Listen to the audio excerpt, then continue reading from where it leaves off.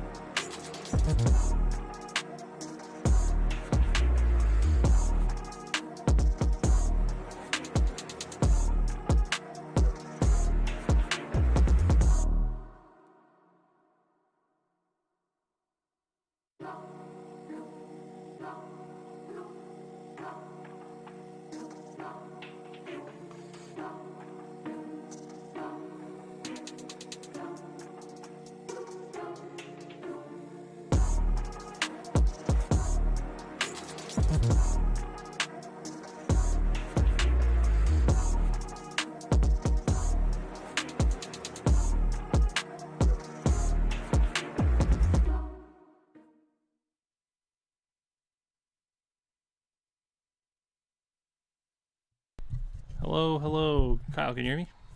Yeah. Awesome.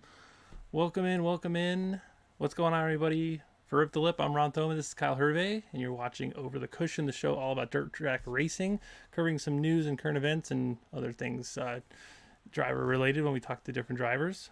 We're live every Sunday, 8 p.m. Eastern here on Facebook and YouTube. Full podcasts will be available on Facebook and YouTube and any other places you can get podcasts. So welcome in, everybody. We got a really special episode. Super excited for this one. Super excited. So, Kyle, how you been, man? How's your week? Busy. Busy. Very busy. moved into my new apartment today. Very nice. Very nice. Me Any good racing news on your end, or is it just kind of at the slow end? Nope. Been slow. Still just plugging away, working on getting the TQ ready. Last weekend spent a bunch of time taking it all apart, cleaning rubber and rocks out of all the crevices and oil because the entire car was coated in oil, which was honestly awful. Oh my goodness. I think I've spent more time cleaning the TQ in the last 2 weeks than I have cleaning the micro the rest of the season. To be honest, I'm ready to go back to dirt racing. This asphalt stuff's overrated. Yeah, well, get ready because you're probably going to the indoors, and that's gonna be pretty funny. Only racing I've seen going on for the most part is Short Track Super Series went down to the Cajun Swings. They went to Texas, and then they went down to Louisiana to a couple tracks. So first night got canceled for fog. Never seen that happen at a racetrack, but again, you're down in Texas, you never know what's going to happen. They ran a double feature the next night, and this was at, I forget where it was called, Rocket Raceway Park in Petty, Texas. So Andy Becchetti won, and Ryan Godown won that night. Next night, Matt Shepard got his 42nd win of the season, bagged $4,000. Well, the night before, he blew up a motor again. Because his Charlotte season wasn't too crazy, and then switched to his backup car, got a win. Then they went to, that was an Arclatech Speedway. They went there last year, it was a really good race. Then they went to, where'd they go to? I'm trying to see, Boot Hill Speedway. The first night got rained out. It's like 100% chance of rain, downpoured. They worked as hard as they could to get the track back together for the next night for the 40 lap, 20,000 to win, and it was tacky to say the least. I mean, it was so ruddy. Everyone was complaining about it. I don't know if it was a repost of a video from last year because I've seen something similar. They were flying a helicopter over the track. Oh no, that's a different track. To try and dry it. Did you see that too? I did. It's so wild. That's great. So yeah, they got the track as good as they could. It was ruddy, super tacky. Like everyone was trying to figure out how to set their car up, because usually in these modifieds you will have the car set up a certain way, and then you'll tighten it up going into the feature because everything slicks off for the most part. But they were trying to figure out how to tighten the cars up, and it was super tacky, super wet. I mean, Matt Shepard actually just packed up and left. He didn't even want to race on the track. Even for 20,000 win, he's like, I'll just go home. Like I don't even matter. Um, but yeah, they were running pretty hard. I mean, it was pretty cool. It's a really tiny racetrack, really narrow. So you can only fit like 2 wide on it for the most part. But I mean, Ryan Godown has a big block in there from Bridgeport, and he out of turn 4 the one time he popped a full wheelie, 2 wheels off the ground, That's like full wild. wheelie. That's wild. So yeah, Ryan Godown won the race, 20,000 in his pocket, gets to go home. So that's pretty cool. But that's about the extent of the racing that's kind of gone on. The only Yeah, thing coming up is definitely. probably the indoor races in January. Trenton Indoor on the 24th, 25th of February. Yep. That's pretty much it, man. There's not Winding much down. else. We're winding Winding down, down. but I'm sure we'll wind back up very, very soon. So, yeah, I won't waste any time. We'll get our special guest in here. A lot of people have been very excited about this one. I'm super excited. I'm so insane that we actually got him to sit down with us for a little bit. But today we're joined by none other than Tanner Holmes. He's a 19-year-old outlaw car and sprint car driver from Jacksonville, Oregon. He's competed with the World of Outlaw Sprint Car Series and has been crowned Driver of the Year twice at the Red Bluff Outlaws for the little outlaw carts. I wouldn't say little, but they have like pretty strong motors in them. He's an amazing YouTube channel where he documents his racing journey and just surpassed 60,000 subscribers. Tanner Holmes, thank you so much for being with us. Did we unmute him? Oh no, I still have muted. No. Tanner, can you hear me? I got you. How do I sound? You sound You sound great. great. I hope you didn't miss my little intro. No, I got you. I got you. How are you guys doing tonight? Awesome. Fantastic, Doing man. good. How are you? Good stuff. Good stuff. Just got back from our race weekend. I'm sure you're tired after that 4,000 to win. Oh yeah, no, it was a pretty crazy weekend. I mean, overall it was good for us. We came home on the podium.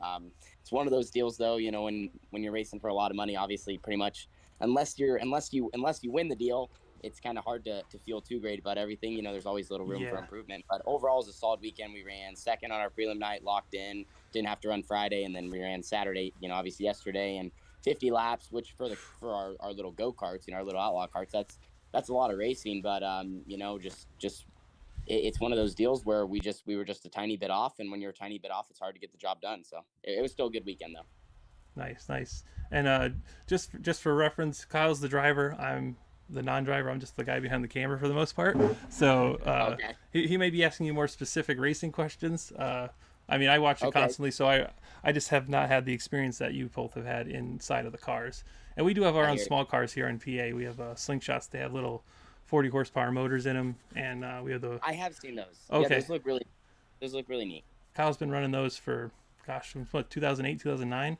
He's got Yeah. 14 plus years probably in those things. Yeah. That's awesome. But yeah. So I guess we'll just start from the beginning. I guess like how did you get into racing? Like, is anybody in your family like do you have a long racing history in your family, or you were just kind of drawn to it younger and you just wanted to get into it? So like for me, most people have like a dad or a mom or someone that raced and, like a family history like you guys said. But for me, like I more just got lucky that I even had a shot to be involved in the sport. I was more, growing up, I liked playing baseball. I liked doing other things, but it just so happened that my parents have a family business and they work here in Southern Oregon and whatnot, and has some employees, and my dad had a good friend, and he was on one of his job sites and he was working with a customer, and that customer happened to have an outlaw cart, basically. And it wasn't even my dad's interest. Like, man, this might be something fun. Like, maybe we should try to race. Like, both of my parents were like general NASCAR fans at best. Like at best, maybe went to one NASCAR race in their whole entire life, or just, genuinely knew a little bit about the sport.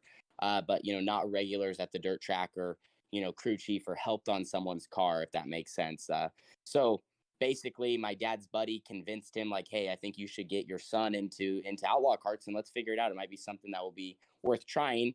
And my dad budged, and was able to get just this old cart at the time. Or at the time it wasn't that old, but it was a good starter cart. And we took it out to our local track called the Southern Oregon Speedway, which is about 25 minutes from my house. At the time there was great competition, a lot of cars, a lot of people getting involved, and I just started from there, basically. And once I started running, you obviously get hooked. And I'm sure, like in all your guys' divisions out there, in the starter class, my parents were typical in Outlaw Carts, we call them the beginner boxer box stock dads. Or, they were so into it and they were so intense. And I'm just trying to learn. I'm out there quarter throttle, rolling around, getting lapped. I can't pass the car to save my life. I quickly got up to speed. Like I got much quicker in just a couple of races, but obviously, I'm still lifting. I'm not wide open. Like I'm not running hard. I'm just a 5-year-old kid just learning to race. Yeah. But my dad was always so intense. So the funny story always was my dad's buddy who got me into it. It was really the reason I'm a race car driver. My dad would always get so frustrated. He says, make sure you tell Tanner one thing you do right, and then you can rip him a new one on what he's doing wrong. But try to tell him one thing you did right. So yeah, that's awesome. Pretty soon we got going, and I won my first race at the end of my first season. And then once stuff like that starts happening, I mean, you're pretty much hooked. You're done. So once we got sucked in about 2008, 2009, we have just been dirt racers ever since. And pretty much every year I would say we tack on more and more, and almost probably more than we can handle. We just try to race, and that's basically what you end up just knowing as that's just what life becomes. Yeah, for sure. And it's like, I mean, I've been around it my whole life. My great grandfather up to my mother raced, so I've been around the sport. Now in PA it's a lot different. I don't know how different it is, East Coast to West Coast. Over here it's a lot of pure stocks and Northeast modifieds, and I guess maybe where you are there's more sprint cars, because that's where like Kyle Larson and Rico Abreu and a lot of other people come from the west side, I guess, sprint car related. But yeah, it's just a family deal, and it's every weekend, every day. I mean, there's no off days in racing, for sure. For sure, no, and out here, it's where I'm from. It's micro. There's a lot of micros like you guys have out there. California and Washington have a pretty good micro population, you could say. Oregon, not so much. So we ended up getting involved in the Outlaw Carts because we had a local track 25 minutes from the house. We had, and then the carts, since they're small, they can race indoors. So during the winter time, like right now, you can run about an hour north of my shop. There's a racetrack that runs probably 14 shows during the wintertime. You can go about 3 hours south of me. There's a track that runs about 12 or 14 shows as well. And there's probably, 3 or 4 other tracks just between Central California and Northern Oregon that kind of race here and there or have a big show or two. So there's a lot of opportunity to race and opportunity to race all year long. So I think that's also how we ended up getting hooked. It wasn't like we were just racing 3 or 4 months out of the summertime. Mm-hmm. Like, didn't matter, rain, shine. I mean, there's so many races in my lifetime where we are driving through feet, like, a foot of snow to go to the race and go race inside. That's crazy. Yeah. That's just how life is a little bit more out here, I think. Yeah. I don't know. The kart stuff, you can race 12 months out of the year. So Wow. we just get involved that way. And then also, I think that also helped me progress into the driver that I am, just because I was behind the wheel a lot. You can run 30, 40, you could probably run 30, 40, maybe even 50 outlaw kart races in a season if you really want to push it. So it was a unique opportunity, and we got started. And once we started moving up and trying to race against the best competition, since where I'm from out here, like I said, has so much, the sport was growing at the time I was getting into it, and it's still growing now. It's just one of the hot spots for that type of racing. And, like you mentioned, guys like Larson and Rico and all them have kind of done that and came from this area as well. So we just, we don't have necessarily like the fan base or some of the notoriety, I feel like, that like a PA has, or, Ohio or some of these other states. But we definitely do have a lot of just a lot of weekend warriors and weekly racing out here, from Washington all the way down to California. Nice. And you said there's a lot of micros there. Have you ever had an opportunity to race one of the micros? Because I know you race a lot of winged cars. So like, I don't know if you have any experience in a wingless car of the same size, like maybe like a 410 wingless car, or is that just like a little crazy? I would like to. I've been really interested. I just have never, it's weird. Out here, winged racing is big. Or winged racing's bigger, and like, the kart and the micro. I've never got the chance to run a micro. That's something I'd like to cross off my bucket list. But like, wingless racing is not big out here really at all, unfortunately. So like, the only non-wing 410 stuff we have is down in California for USAC CRA. And then we have a little bit of wingless 360 stuff, but, not huge car counts, maybe on good nights, like 15, 20 cars, nothing insane. And it's all like under one sanctioning body for like one series. So out here, winged racing is is what is popular, and it's mainly also just popular in California. I mean, we have races up in Washington, we have Yeah. races in Oregon, but I mean, with some help from car count from guys traveling, they do pretty solid, and our bigger shows do great. But as far as like weekly and good weekly racing, you got to go to California, and you got to run places like Placerville or Ocean's got a pretty good weekly schedule. When Chico runs, now that they have Brad Sweet, Larson, and Kobe Copeland as promoters, so like Oh yeah, it's yeah.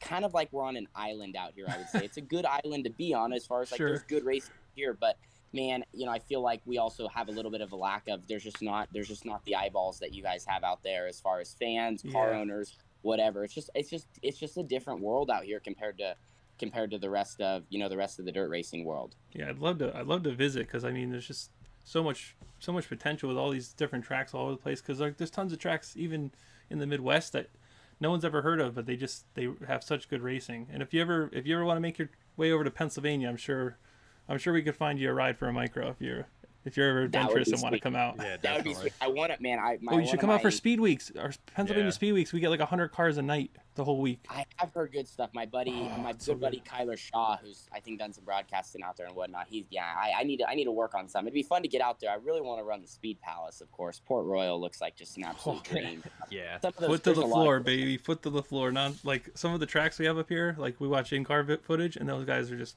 foot planted to the floor the whole way around. It's wild. That's nuts. Yeah, don't get me wrong. Out here we have that too, but I mean, a lot of our stuff out here is bull rings, and California especially, big cushions, big. We call them Yeah. curbs. Out here we just call them straight curbs. They're huge. They'll be like a foot or two tall. Yeah. But it's just completely different. Like I said, just a different world, and that's also what makes it unique. You see California guys travel, and you can see their style of driving. You see Pennsylvania, Ohio, like what those guys kind of how they drive. It's just you're totally accustoming yourself to a different racetrack and different conditions and different material, and like that's what makes the talent in how unique everyone is, and that's also why I think it's so competitive nowadays, and how close everyone is. Yeah, it's funny you Yeah. bring up the curbs because the name of of my channel, Rip the Lip, is actually from watching your videos. Because I used to say you rip the lip all the time, and when I was making Yep. the channel, I was like, you know what, that's a great name for a channel. I'm just gonna take that. So That is cool. No, thank I you. love this. No, That's that's awesome. awesome. I love that saying. Yeah, it's like, I mean, we probably need to use it more, but yeah, just go out there and I mean, rip the lip. I mean, just put it as close as you can. Yeah, and speaking of your videos, I know on Facebook I can't open my Facebook and scroll without seeing multiple of your videos come up, and you're saying you have a lot of bull rings out there. That's my style of race, and I always loved short track stuff. And I think the track that I don't know what track it is specifically, but I've seen a bunch of videos there. You run in the sprint car, and it looks so badass. Oh yeah, no, I mean, like, I wish I could pinpoint even which one you're talking about. I mean, there's so many. Like I said, California is pretty much all quarter miles for the most part. I mean, there's a couple that are a little bit bigger, but Oregon's the same way. Washington only has like 2 dirt tracks in the whole state, but they're actually not bull rings. But yeah, it's just what we're used to out here is that, and then also the difference. I feel like a lot of times, and I get it. Some people hate dust. Some people want to see fast track. Some people want to see just slick to nothing. Like, to me, I'm more of a slick track guy, but a lot of California too, especially the beginning and the end of the year, because it's just it's before it starts to get 112 degrees every single day or whatever. It's hammer down. I mean, it is hammer down. I mean, we're talking foot to the floor, but like I said, I mean, you're running against a curb, and a lot of those guys are so aggressive. I mean, it's definitely a feast or famine type of racing. You have to be willing to put your car at risk a lot because, like I said, it's hammer down, it's a cushion, and then, it's not uncommon for it to be basically a supercross track sometimes. So you kind of get a little bit of everything out here on the West Coast, and that's, like I said, that's where I feel like it's been good for myself to try to see all those different surfaces, because you got to be good at everything. If you want to be, a top guy, you got to be good at everything. But man, it's uncomfortable to be on one wheel half of a lap just trying to go around in circles with the wing on top. So it's fun though, and we've really progressed this last season, to feel like get to a way better spot with our program. Yeah, definitely. And so I'm curious, you said you never ran micros or anything like that. So did you transition directly from the Outlaw cart to the sprint car stuff? Yeah, so like out here, I would say that Outlaw carts and micros like at least on the West Coast are on a very similar level as far as how they're looked at and like what you can learn to take to a wing sprint car. So I ran karts until I was about maybe, well, no, I ran karts, obviously, I still run them, but, was running them pretty much winter and summer, a good amount, up until the age of 14. And then where I'm from, we have this class called the limited sprint division, which is probably similar to your 305 package out there with the wing on top. I mean, it's a little bit different engine, makes about 550 horsepower, but the whole point of it is to be like more cost effective. And it's supposed to, it's supposed to, not wear through tires as much. You're supposed to run 40, 50 nights on the engine. Like it's kind of supposed to be like an even entry level sprint car class and supposed to put on good racing. Yeah. So we had a class like that, got into that, got a car from a guy here locally, just had an engine built by one of my dad's buddies, according to the rules package, tried to build something, so we could just get into it. And, once we started running that, just like the karts, you get hooked. You're like, all right, now sprint car racing is off. And then you start throwing, as much as you can that way. So we started running sprint cars. In 2017, I ran 4 nights because we just got the car built. I turned 14 in June. I got to practice in July for the first time. And then I ran my first race, I think, in August. And then just ran a couple races in September. So in total, I ran like 4 nights. I ran second, one of them. I was doing pretty solid. I was getting up to speed. And like I said, too, it wasn't like I was up against insane drivers. We were all kind of on the same playing field of learning. And there was a couple guys that were a little bit more stout that had been in the class for a while, but got into limited sprints and, ran good. And then the next season, I really started to get up to speed and, started to run podium more and also started to run against some more competition. They had we had a series that ran all throughout the state of Oregon. So we went to like 5 or 6 different tracks, even went into Washington once or twice throughout the year and ran on the podium with them. And then I finally got my first win. And then, obviously once you click off the first one, the rest start to kind of come a little bit easier. So started winning some more races and then got into a 360. And like I said, you slowly over time build up to, now we're 410 racing. So, I'm very fortunate to have, my family supporting me and we have a lot of great people helping make happen. But just over time, we just started building up and, trying to keep reaching that next level. But it all went from just kart racing to sprint cars. And I really don't think, I don't think it was a bad transition, especially with the limited, because the limited felt way slow. Like it really did feel slow. It felt really slow. The 360 finally started to feel like I was going faster, but just the Outlaw karts were so used to, over 100 horsepower on a 200 or like a 300-pound cart. Yeah. Your power to weight ratio is insane. So it feels like you're pretty much flying since you're sitting about an inch off the ground. Yeah, exactly. Yeah, and I think, that you're saying like our 305 division we have out here is a similar thing. The 305 is, pretty much keep your foot to the floor and drive it as straight as possible and just keep your speed up. But obviously we run a lot more big tracks with the 305 stuff out here. For sure. Yeah, no, definitely all momentum. And I thought that was good for me to like have to learn that.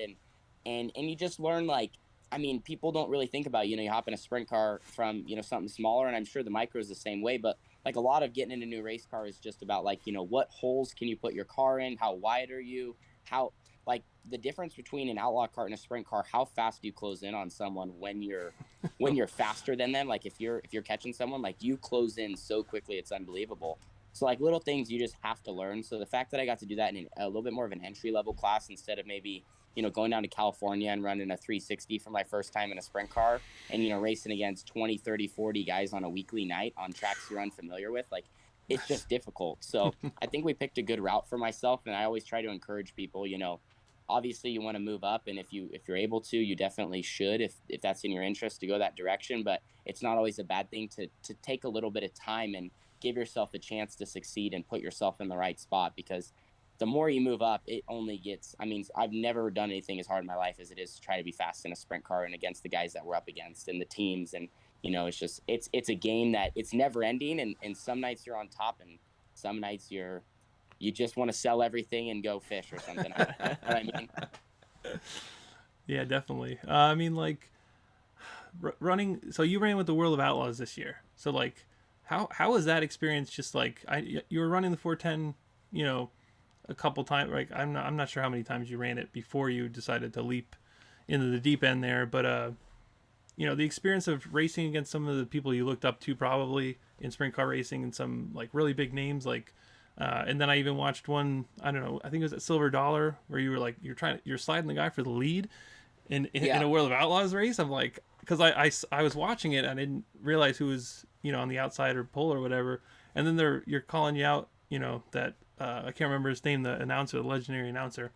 But I hear him say your name, and I was like, oh my God, he's there, he's doing it. Yeah, no, yeah, it's really nuts. You know, for us, think always, you know, when you get into sprint cars, like I know out there it's different. I know you guys talked about your guys' modified series and all there's so many top names in that, and that's what I'm a little bit more unfamiliar with. Like, but out here, you know, like when we're looking at wing sprint cars, like, you know, the Outlaws are the guys. Like those are the guys.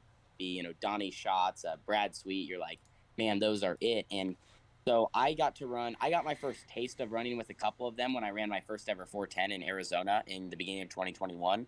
So like there was this big race out here and a bunch of the Outlaw guys towed out. Like Tony Stewart was there, Donnie Schatz. There was a couple other, like Selzies were there, a couple other big names. And so I ran with them then.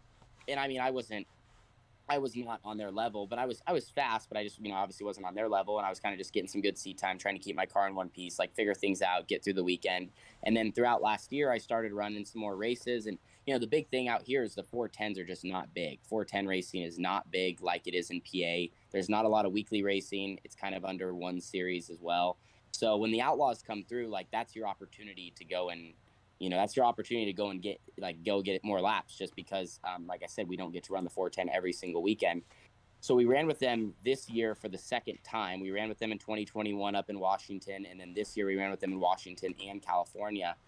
And man, it's something else. Like you have to literally be so on it all night long. You cannot make one mistake. And a big part of them is just qualifying good. Like up at Skagit, we qualified, I think, 12th and 14th. And that was good enough to put us like third in a heat race. Well, they take 5 cars out of the heat race to the A, but in order to really even have a shot at running good, you got to try to be in the dash or be right outside the dash, which is, you know, top 2 in your heat race or run third. Well, one of the nights we ran third, and so we started 10th in the A main event, or maybe we started 9th or 10th in the A main event, and we ended up finishing 11th. It was. So that was my best finish with the World of Outlaws. This last time we ran with them. But it's just totally nuts, you know, especially for me, it's watching all the footage back, because we obviously take so much footage with the content. And I'm like watching the beginning part of the race, and I'm ahead of Donnie for like 4 or 5 laps, and like, you know, my car looks really good, and you're like, man, you're just out there racing with these guys. Like it's really unbelievable.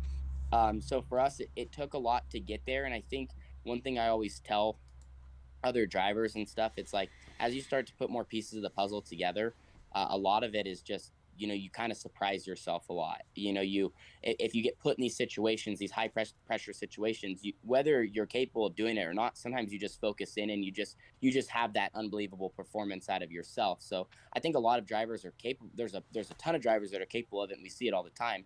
And sometimes when you just race with guys that good, you just somehow find it in you to step up. But that was one of our good nights. And then, like you mentioned, the one night where it was a preliminary show at the Gold Cup, which was an outlaw sanctioned race. But the night we were racing up front, half the Outlaw guys were running, and half of them ran the next night. But like Larson and, you know, Schuhart, a couple other guys were in the field, and we just happened to put together a good night, start up front, and, you know, we get battling, and it's like all of a sudden, you know, like I said, you watch the footage back, you're like, this is just nuts. So, but as you get going, you know, you always want more. And for us, I feel like we're so close to where we need to be. It's just, you know, keep working on a couple little areas in our program. Qualifying good is so big, because you got to start farther up front. And if we can get through the beginning parts of our night, I think we're going to really hopefully see some good results in 2023 as we try to run with the Outlaws more and, you know, run with these bigger series. You got to run with them to continue getting better with them.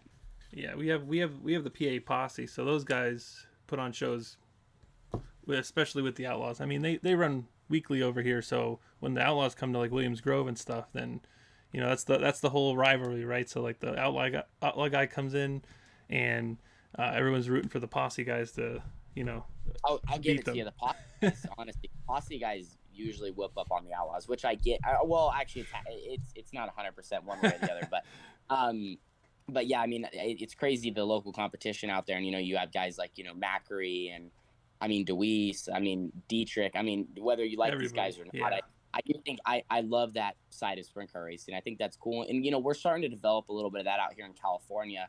I would say the second place to PA for local competition as far as 410 stuff is California, just because I think like tracks are unique. Like we're just, like I said, we're on the opposite end of the spectrum. We just got these little O-rings that these outlaw guys, some of them don't like, and I don't blame them. I don't like them most of the time either, but the California guys that run them all the time, that's like their thing. They love when it's rough and cushioned and you have to just hold it wide open and try not to flip over.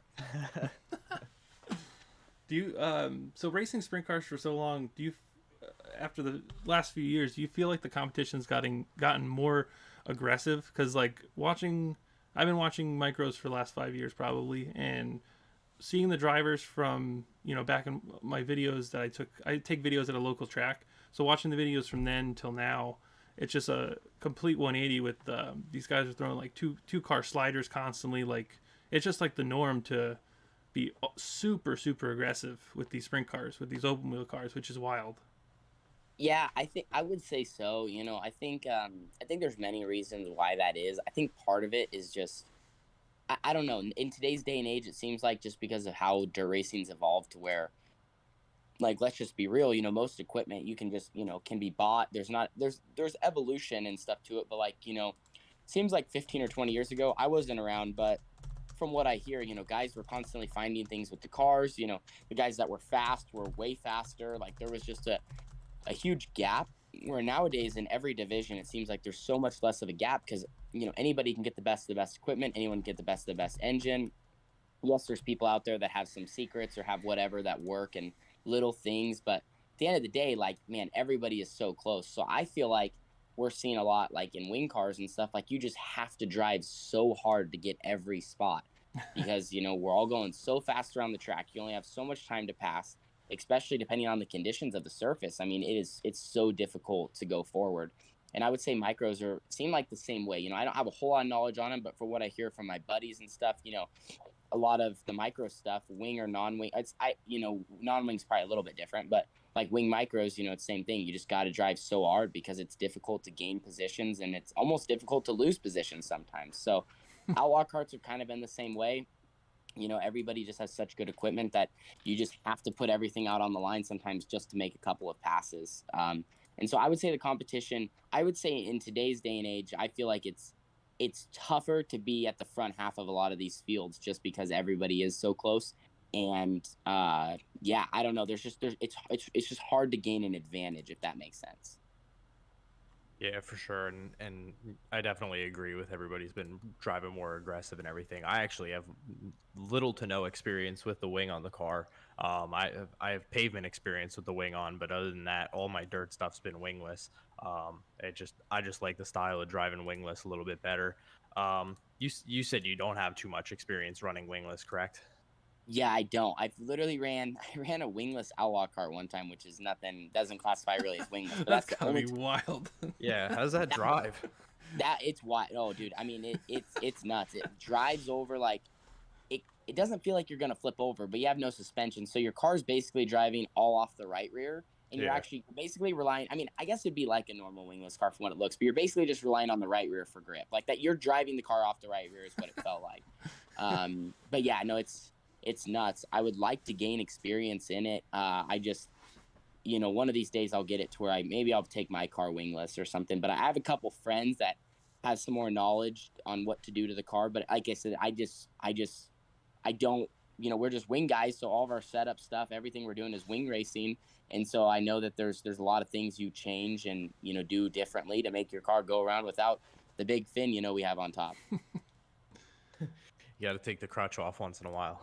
Yes, absolutely. Absolutely. I hear there's sprint car racing and then there's wing sprint car racing. You know, some people, you know, sprint cars were meant to not have wings, and I can agree with that.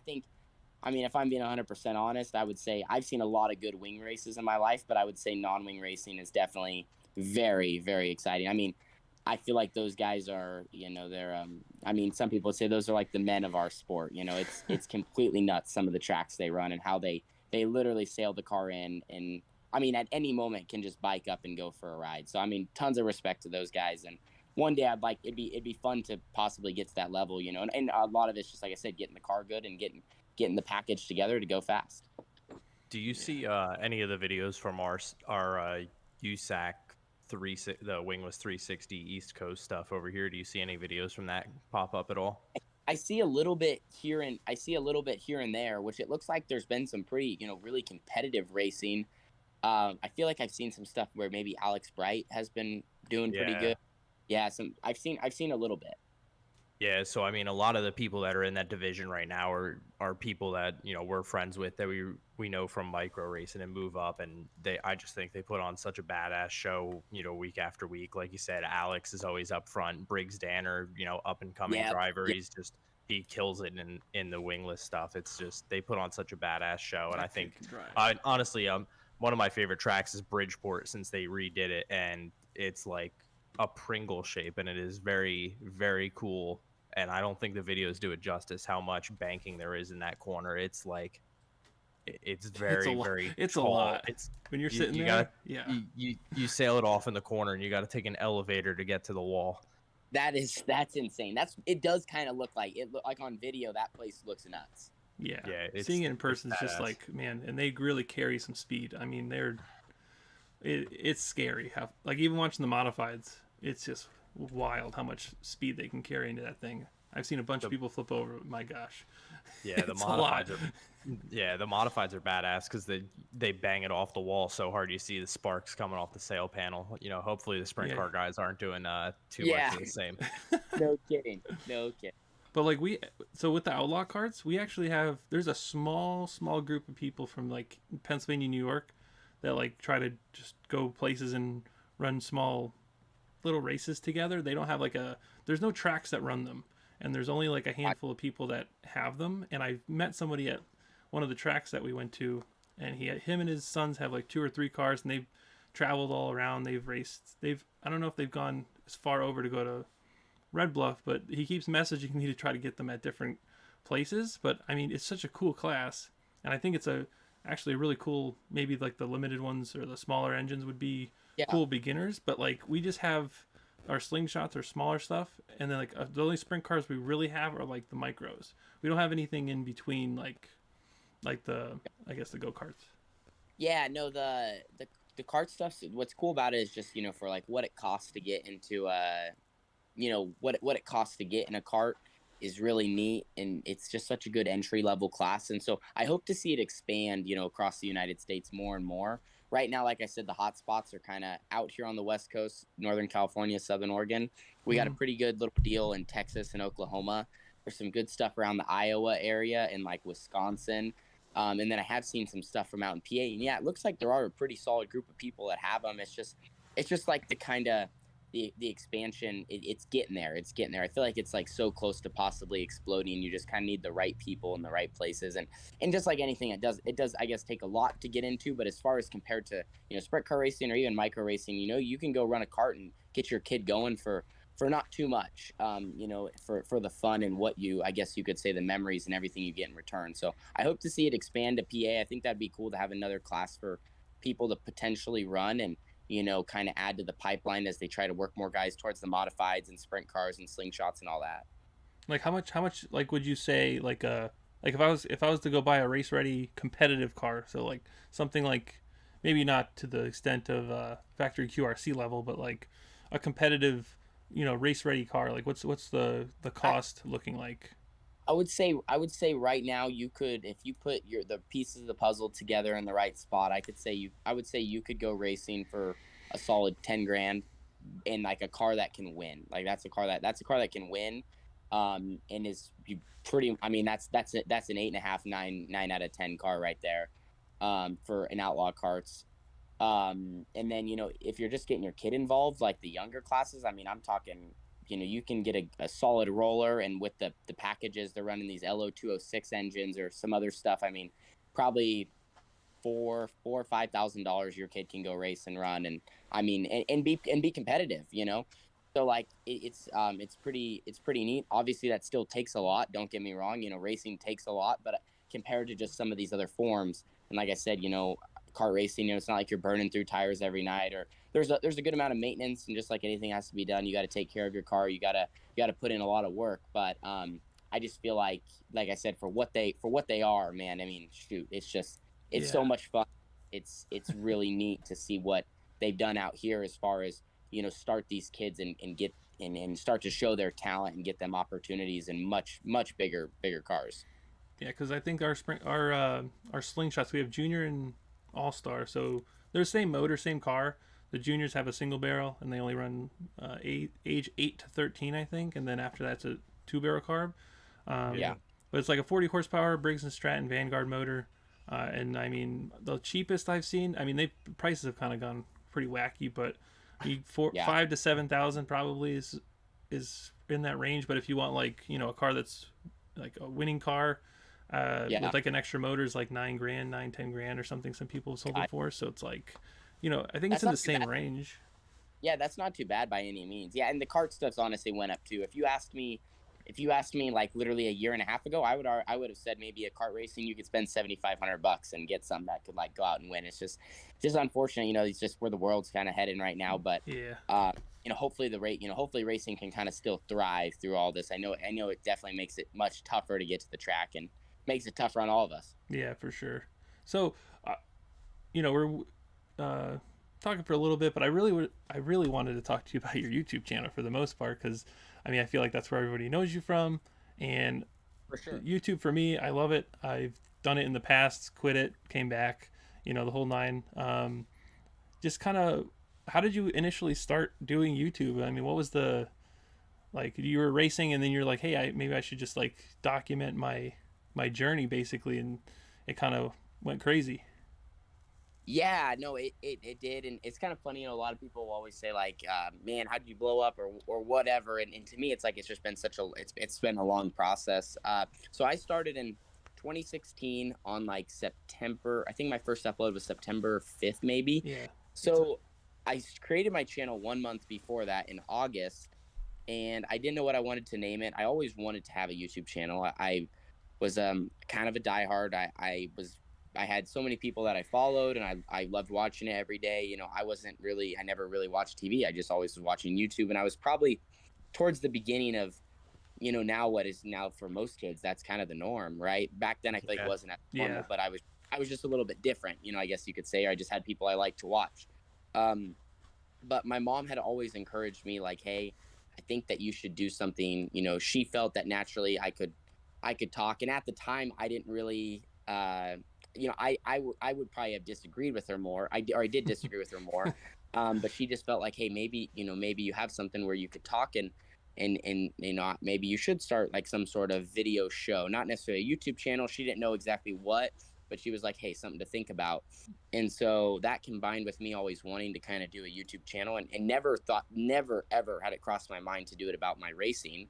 It was more just like to maybe like some sort of lifestyle, you just as a kid, you watch all these people that are on YouTube, they have millions of followers, and in mind you think, well, why would someone not want to follow me around for what I do, even though, you're 13 years old. But so posted my first video because I was like, what ended up kind of happening right before I started was, as I started kind of studying the platform just as a kid, I was like, man, a lot of these people I like to watch do unique sports. So I happened to follow someone that was a big scooter rider, and I never in my life wanted to ride a scooter, but like I just started watching his videos, and I felt myself getting attached to like his sport and what he was doing and how cool it was.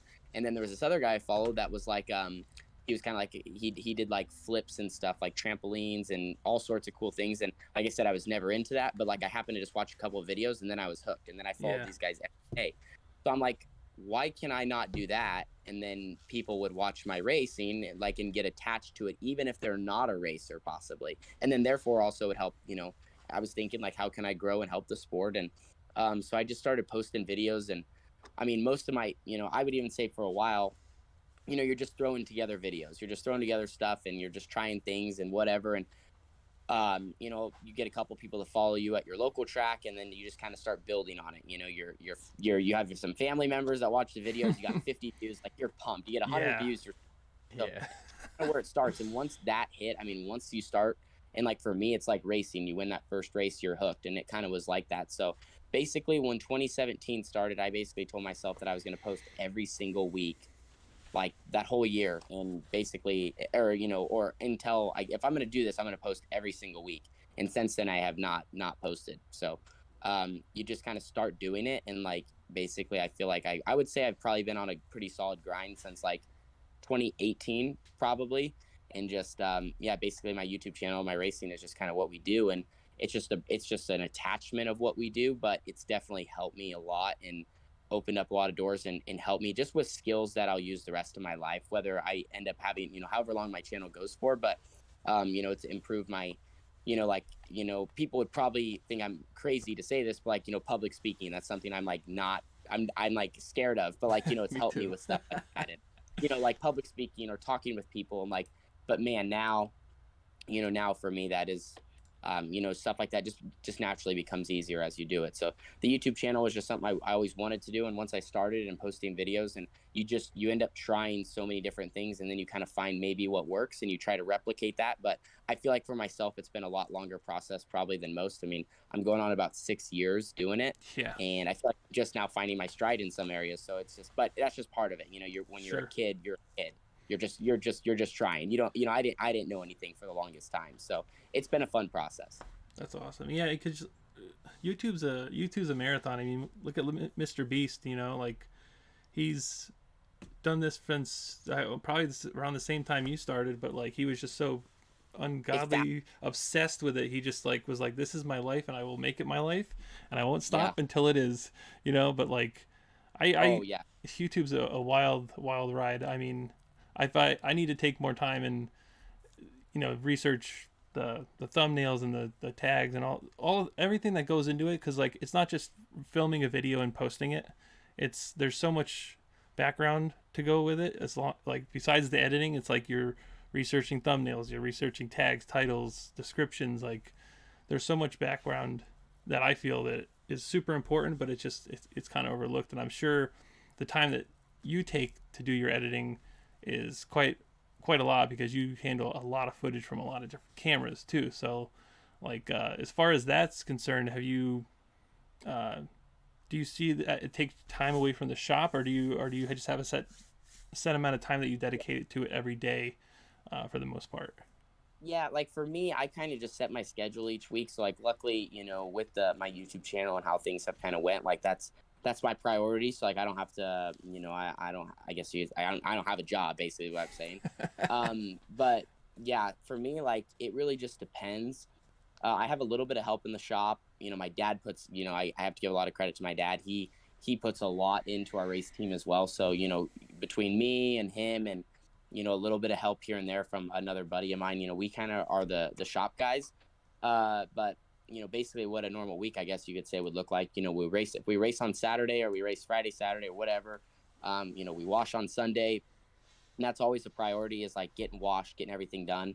And then from there, I can kind of figure out when the video stuff will be done. But I would say it takes me about three-ish hours to edit a solid race day video. So actually not too bad. You kind of find a system that works, and that's really all it is just finding your system and like what can crank it out the best way, but also, make it enjoyable, and, just put it all together. But I would say definitely, I mean, there's not been a day for, I don't know how long, where I'm always working on it. I mean, every single day there's a solid list of 5 to 10 things that are being worked on, and, future projects and things. Like it's hard to, I don't know, it's tough to just take a second and stop, sometimes, because you get so into it. And then luckily, like I said, my dad helps a lot on our race car stuff, and my mom helps a lot with my YouTube stuff. Not necessarily like editing or anything, but just some of the things in the back end with our merchandise and like what we're trying to do there. So we're kind of like, this is 100% a family operation. We don't have like any people in place. Maybe at some point it'd be nice to, but like I said, we just put 100% into it. And like, I try to figure out I figure out things on my own. My mom's this exact same way. She is like one of the most important people in my life with how she's done things. And so she just taught me, and we just try to run this deal ourselves. So it's a lot of fun, and we've really built it in a cool way. And I don't really see us stopping. I would say we at least got a solid 5 more years in us. I think you need to keep plugging away, 'cause 60K is insane. Like it's mind-boggling for me. I just broke 1,500, so that's like a big deal for me for sure. But like 60K is unreal. I think you keep plugging away, get that silver play button, and then who knows? For sure. Who knows? Because that'd be great. Oh, that's the joke around my house. I always say, like, if I can get a silver play button, then if I ever decide I want to stop, or if I want to do something different, then I can. But until I get to a silver, I will not stop until I get a silver play button. I don't care if it takes me 10 years, but I have to get that, and then I can go do something else because I've already put too much into this to not get there. But it is a marathon. It's tough. It takes a lot, and there's so much to it. And like I said, that's where, like, now that I'm 19, I look back and I'm like, dang, like if I would have like known everything I know now at 13, I would have hoped I would have got here in half the time. Then like, dang it. So don't we all? It takes so much, and a lot of people don't realize that. But I think the whole social media thing, to me, it's more just fun because it's kind of a big game, and also too, like, what people don't realize is, back in 2016 when I started where it's at to where it is now, like, it's never been easier to be a content creator or like monetize, or like, I mean, it is unbelievable, what these platforms are doing to keep people on and do things, and it's unreal. So, and also to what that does for our sport, like, that's big, and I think a lot of people don't take that into consideration. It's a huge missed opportunity for most. So, and that is what it is. But for us, we just try to take advantage of the opportunity at hand, and like I said, that's why we put so much into it. Yeah, definitely. And it's like even my channel, my channel's not big by any means, but Facebook does this bonus program or something. I don't know if you've seen it or you do it on yours. They kind of pay you based on engagement, which is super cool for like a small channel like mine, because maybe I can work hard. Like it prompted me to work harder and do more posts instead of posting once a week like I normally do. So now, like, it's keeping me engaged and keeping them engaged, and I'm sure like oh, go ahead. Like, you don't even understand. So I'm on my phone right now. I'm literally looking at my computer, and that's the page I'm looking at right now. Oh, so, really? Yeah, like, that's the page. I was checking in on that today. Yeah, because I'm same boat. Yeah, no, I mean, like, all these platforms are doing so much to try to keep people on, and like I said, it's just for race teams and anything. Like, I mean, it takes a lot to do this. So, like, anything you can get. So, like, for me, I'm the exact same way. I'm always on top of, like, how can we keep doing what we're doing, and how and what are these people looking to, like I said, what, like, Facebook and Instagram and all of that, what they're doing. So that's why we try to push out so much content too, because there's a lot of benefits. There's not just one or whatever. Obviously we want to grow our community, but keeps our fans in the loop. And then also, obviously, if Facebook and these places, they benefit us creators, then we're investing in them and they're investing in us, and that's really cool. And like I said, that's where a lot of people miss that. They don't, they miss that. Yeah. Now with your social media being so large, like even 60K on YouTube and, I don't know, 25, 30K on Instagram, and whatever you're at on, I think 15K plus or something on Facebook, has that kind of propelled you as far as sponsor wise? Like, is that a huge talking point when you're talking to sponsors? Like, hey, I can reach X amount of people. Like, is that how you were able to kind of catapult into the 410s? Because those motors are pretty wicked as far as price tags go. Absolutely. Yeah, no, I mean, it's multiple things. Like I said, I do have a great, I'd be lying to you if I didn't say I had a great family that, like I said, just hardworking people that we've just put a lot in ourselves. And then I do have some great partners, and that would be, yes, that would be one of the number one points. Obviously, how are we different? And I think for us, it's just like, I mean, this is kind of the extra that we can bring to a sponsorship. But for us too, it's also not even, like, a lot of our partners and sponsors and stuff for us have just kind of started to become family over time as they continue to help our team. They want to be a part of our team. And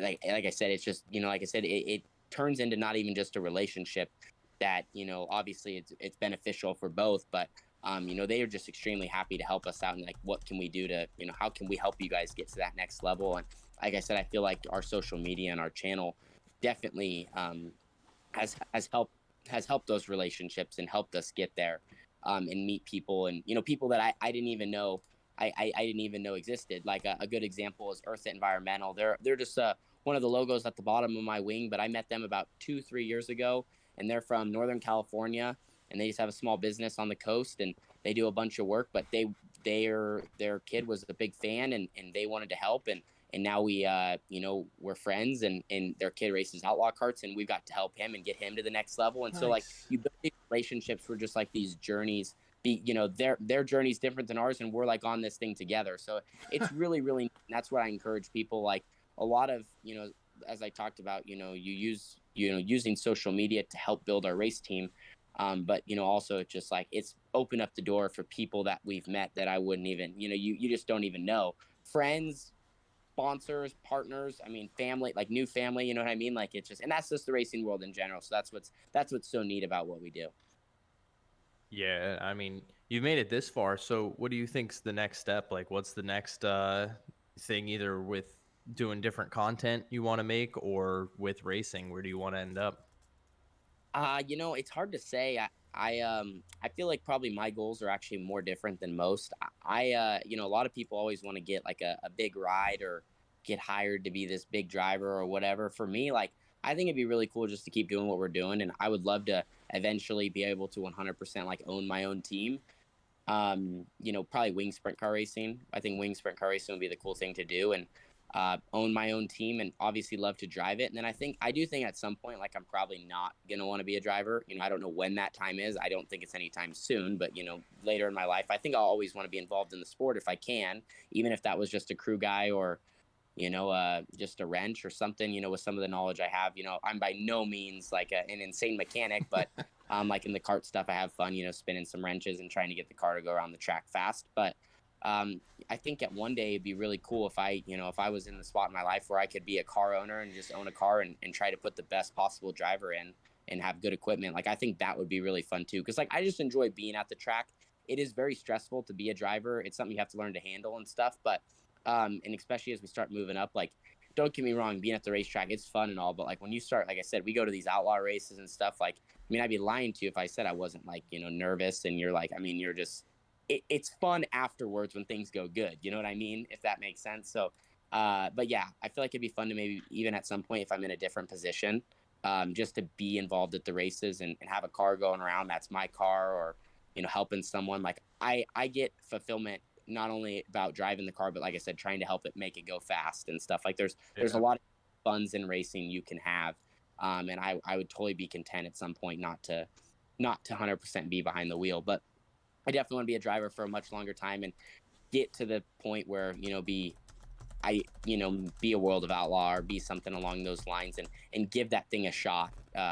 And I think my main goal is just to be, if I could win one World of Outlaw race, that would be, I don't know where it'd be. I don't know what track. I don't know where my best shot, but if I could build up to that point and win an Outlaw race, I think that would be it for me. That'd be wild. That'd be absolutely wild. And I'm sure the internet would blow up. As far as as far as like your fans and stuff, like, man, that would be one crazy party. For sure. And it's one of those things, like, I think for a lot of drivers, not speaking for myself, I mean, there's a lot of people, like, I would say out here, it's a crazy thing to say, but like at the same time too, with how this sport is, like, if you just have your night, some nights you just have your night, and you see these guys that win outlaw races, like Freddie Raymer, won at Lincoln a couple years back. Don't get me wrong, he's an insane talent. But I'm just saying, like, there's guys, you just have your night. If you can qualify good, get through your heat, get a good pill draw on the dash, like start up front and, run the best 30 laps or 40 laps of your life, you see a lot of first-time winners here and there that, surprise you. So I think for us, it's just like it's about consistently going to these races, and not just outlaw shows, but these races in general, and like, putting together all pieces of the puzzle. Because if I go run 500 World of Outlaw races and I can start up front, obviously this is going to sound crazy, but you start up front enough and you run enough races, like you would think eventually, maybe one time things could all click, you would think, that's just how the sport works. So it's one of those deals, but we're just going to keep giving our best shot, put ourselves in position, and hope that our time comes. Yeah, so we actually have a Facebook question from my dad. Actually, my dad's watching. He wants to know what tracks that you run at regularly. So out here on the West Coast, for outlaw kart stuff, we run the Red Bluff Outlaws and the Roseburg Indoor. Those are two big outlaw kart tracks out here that are very well known, and they run both in the winter time, and they have non-conflicting schedules for the most part, so you can run both of them. And between the both, like I said, that's like 25 races right there. But in the summertime, the West Coast tracks that we run at, Southern Oregon Speedway, Cottage Grove. Cottage Grove is very well known. That's a very neat racetrack. When it's right, that is one. That's probably one. That's Oregon's most well-known track. But that's one worth seeing. And then Skagit Speedway up in Washington. That's about 30 minutes from the Canadian border. awesome facility, probably one of the nicest facilities in the whole country. Skagit's very nice. And then once we head down to California, we're at places like Silver Dollar Speedway, Placerville. We run Tulare Thunderbolt. Those are a couple well-known places down there. And then we've got the opportunity to venture out to the Midwest too. And we've ran places like Knoxville or Lake Ozark or, just a couple places in Missouri, Kansas. We've kind of been all over. We ventured into Ohio a little bit, ran places like Attica, Wayne County, did Speed Week.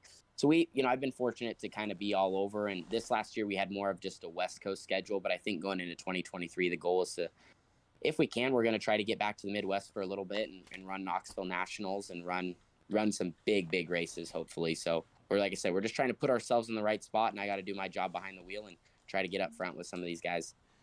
Yeah, you definitely need to keep coming over to PA. Come run Williams Grove. That's a legendary speedway that I think everybody in a sprint car needs to experience at least once.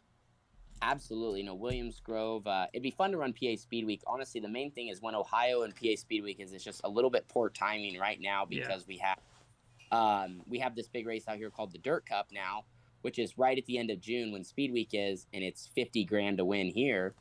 And so it's tough, and that's at a place like, that we run all the time too. So, but one day I will get to run Speed Week, and I'd like to get out, Port, Williams Grove, Grandview, as long as it's still around, even Selinsgrove and Hagerstown or whatever, like all those places out there look fun and different and unique, and it'd be cool to spend some time out there just to get like accustomed to a half mile all the time, because obviously that's your guys' lives out there. But yeah, it'd be fun to get on some of those bigger places.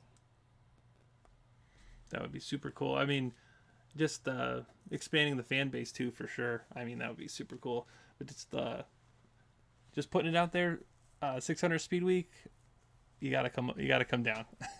Maybe we could put something together. We get you a flight out here. Maybe get you a ride. Cool. I'm gonna start working with Hyper immediately. If you can, let me know the dates. Let's make something happen. I'd love to drive a Hyper. I've heard a lot of good things about them. And the micro world's just kind of fascinating because one thing I do like is there's so much competition and there's so many people involved and everyone's trying to make their cars go fast. So I dig that. But yeah, no, definitely. If you guys can make something happen, I'd love to come out. I mean, shoot, I'll book my ticket tomorrow if we get it going now.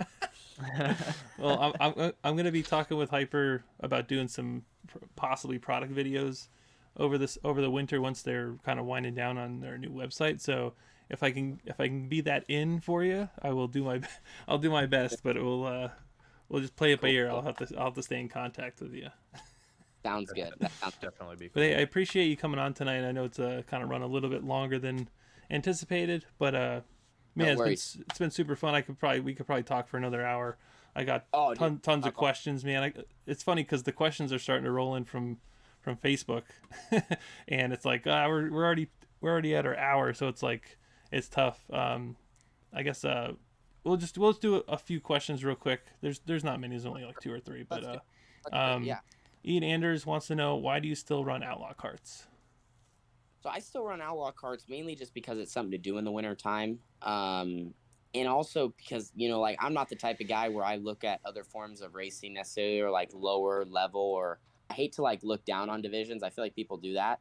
Obviously every division has its place. I think we can all agree on that. But, like for example, I think in a way it'd be just as fun to go run a 4-cylinder Hornet, out there just door banging guys for $50. You know what I mean? Like, I think there's a place for everything. And so Outlaw Carts for me, like, that's kind of just my thing in the wintertime. It's fun. It is a little bit more relaxing. And, part of it, I probably wouldn't be involved in carts as much if I didn't have such good relationships. Luckily, I get to drive for QRC, so they take care of the car. They own the car. That's cool. I am so fortunate. I've been driving for them about 5 years now, and that's a relationship I'm most proud of. Me and Jimmy Elledge have now he's like a second dad in my life. He owns the company, and he hired me in 2018, I guess, or 2017 or something. And so I got to start driving for him, and man, ever since, like, it's been a roller coaster. But we've won a lot of races, and it's just one of those things, like, you meet the right person in the right time, and the seat opened up at the right moment, and I just got the chance to drive. So that's a lot of why I still run Outlaw Carts, is just mainly the people. Like, one, the competition's good. There's great racing. I think it really helps keep my skills sharp and keeps me behind the wheel. I mean, it's definitely better than sitting on my couch at home, but Like, I mean, when you just have such great people you get to race with, it makes it like 10 times more fun. Now, do they have does Flow Racing make its way over to any of the tracks that you run at? No, right now it's all covered by Fast Four Media, my good buddy Kyler Shaw, which, like I said, I think he's out on Speed Week a little bit or doing some filming. Yeah. But yeah, so Kyler does all this stuff out here, and he's done a lot to really help the kart stuff build up. Like the race we were just at, he promoted, and he's been doing some big things. So, but yeah, so all the kart stuff is kind of on that, and honestly, a lot of people. I mean, Red Bluff's pretty well known for the most part. It's still growing, and I think there's still a lot of people that don't know about it. But man, when we have a good on track product, when things go right, like it's definitely one of the most exciting forms of racing. And I'm probably a little biased, but it's pretty cool to watch. For any of the bigger sprint car stuff, when you're at like Skagit or Cottage Grove or anything, does Flow go to any of the bigger races, or have you seen them there? All of California is on Flow. A lot of the California stuff's on Flow Racing, but Washington, one of the big, honestly, Flow mainly actually follows all the sanctioning bodies. Actually, is how the best way to describe it. It's okay. Sprint Car Challenge Tour, which is a big California 360 series, King of the West 410s. All that stuff's on Flow. All the USAC stuff out here is on Flow. And then they have weekly tracks. Ocean, Placerville are on Flow. Silver Dollar Speedway's on Flow. So, like, kind of tracks and sanctioning bodies are. But as far as, like, our kart stuff and then all of our Oregon racing are under other streaming services. So it's kind of split up out here. Gotcha. I always wanted to promote a race. That's kind of like my next goal is to promote a race for the Slingshots, since they're very underrepresented around here, even though there's quite a few of them. Yep. That'd be really neat. Kyle, you got anything to close with? No, I just soaking in all the information, talked about a lot of stuff, and really enjoyed getting to hear your story and all of your racing experience in such a short amount of time, basically. Yeah, it's been a pleasure, honestly. Like, just being able to get in contact with you first of all is pretty wild. Because I would tell people I was emailing you, and they're like, no way, show me the emails, basically. But that's cool. Yeah, it's been a pleasure, man. I really appreciate you coming on and talking to us about racing. Absolutely, no, anytime. No, it was really fun. I like to talk, so I usually don't turn down any opportunity to get to speak. But no, cool what you guys were doing. I appreciate it. Like I said, any content anyone's creating right now is helping dirt racing in general. So I mean, like, obviously being a content creator, I appreciate. I really have a respect for that. But you guys keep killing it, and hopefully maybe I get to see you guys out there sometime. Yeah, definitely. And why don't you let everybody know where they can find you on social media and see what you got going on next? Yeah, for sure. Our main platforms, obviously our YouTube channel, just youtube.com/Tanner Holmes, where we post weekly videos. Facebook, we got daily content, just at Tanner Holmes. And then Instagram is at Tanner Holmes 18. And then occasionally you'll find me on Twitter retweeting something here or there. And then, which is also Tanner Holmes 18. And then I post a little bit of content on TikTok as well with the same @ So usually, like I said, we post a lot, pretty much all the main ones, Instagram, Facebook, and YouTube, or some sort of daily content you can find. Awesome. That's amazing. Yeah, well, I really appreciate you coming on. I'd love to chat more about racing in the future. Hopefully we can cross paths again. Maybe I can make it some sort of vacation, quote unquote vacation, out to your neck of the woods, because I do at my local track, which is about 2 minutes down the road. I video all their features during the season, and then I do driver interviews with all the young guys. So they've kind of taken a liking to that, and it's kind of something they've never had, and it's helping them to talk in front of a camera at least a little bit, and being able to recite their sponsors and stuff. But being able to talk to more than just the winners, people seem to really enjoy it. So I'm hoping I can either get to the Tulsa Shootout one year, or maybe some bigger races outside of PA to kind of stretch my legs a little bit and try to get better at this interviewing thing. Yeah, that'd be cool. If you ever get out here, let me know. We can get you hooked up and helped out.